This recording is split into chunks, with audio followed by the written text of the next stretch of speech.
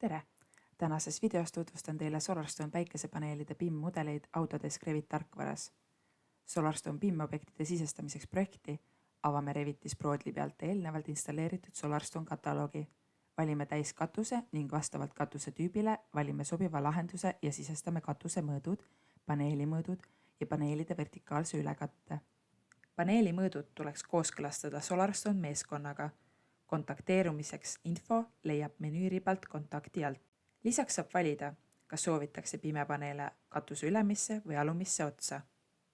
Vastavalt arvuti võimekusele valida sobiv Reviti family. Katust võib sisestada nii 3Ds kui ka plaanivaates. Mõõte saab reguleerida ka Revit Properties aknas. Kui ei soovita küljeplekke näidata, saab neid eemaldada Properties Visibility alt. Ava tegemiseks paneelidesse tuleb valida eraldi family'd. Solar Panels, Blind Panels ning Void. Lihtsamaks paigalduseks tasuks teha katusega paralleelne lõige.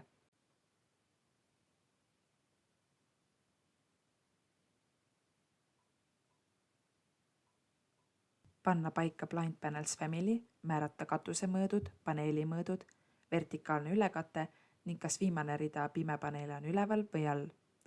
Järgmiseks võtta Solar Panel, paigutada see katusele ning määrata paneelile õiged mõõdud. Aktiveerides pimepaneelid näeb Properties aknast, mitu päikesepaneeli on ühes reas, vastav number sisestada päikesepaneelide family'sse. Pärast seda liigutada päikesepaneel soovitud asukohta ning kopeerida katusele vajalik arv paneelide ridu.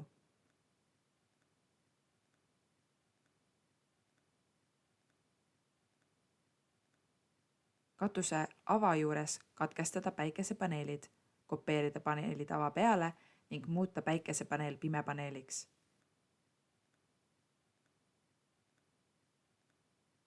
Pimepaneeli ava tegemiseks tuleb kasutada Void family't, sisestada katusava mõõdud ning paigaldada pimepaneelile. Kui Void peab lõikama ka profiili, on oluline, et Void workplane oleks pandud läbilõigatavale profiilile.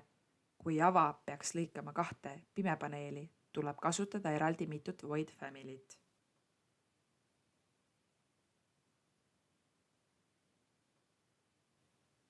Lõpetuseks kopeerida viimased päikesepaneelid ning avaga katus ongi valmis.